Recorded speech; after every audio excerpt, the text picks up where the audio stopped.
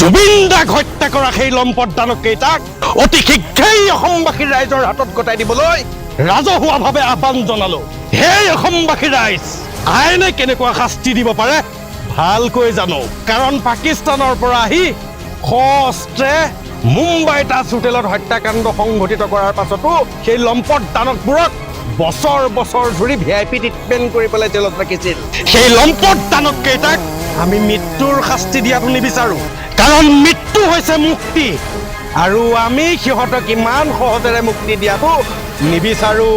জিন্দা ৰাখিম সিহঁতক, এই অস্ত্ৰৰে সিহঁতৰ হাত ভৰি সকলো কাটি জিন্দা ৰাখিম অপাহিচ হিচাপে। অসমৰ কোনো এটাইতো সিহঁতক এই জীৱন্তকালত এক মিয়াও ভিক্ষা নিদিয়ে।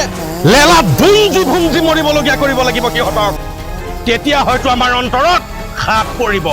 বহুত দুখ পাইছো, কাৰণ বিচৰাজনে বিচাৰি গৈ জোনমণি ৰুণজনৰ নাতি নতিনালৈকে সন্ধান উলিয়ালে, কিন্তু আমাৰ মৰমৰ জুবিন দাক হত্যা কৰা কেইটা এতিয়াও শান্তিৰে কৰবাত লুকাই আছে।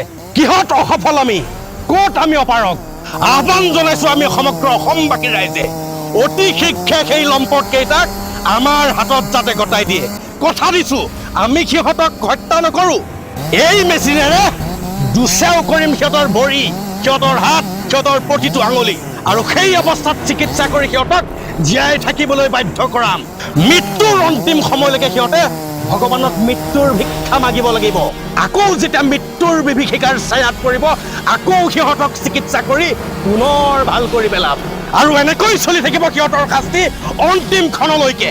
ভালে ভালে কৈছো, গাঁতৰ পৰা ওলাই আহ, নহলে তহঁতৰ পৰিণাম কিমান ভয়ংকৰ হ'ব তহঁতে কল্পনাও কৰিব পৰা নাই। সমগ্ৰ অসম জ্বলি আছে, যদি বাচি থাকিবলৈ ইচ্ছা আছে অতি শীঘ্ৰে ওলাই আহ।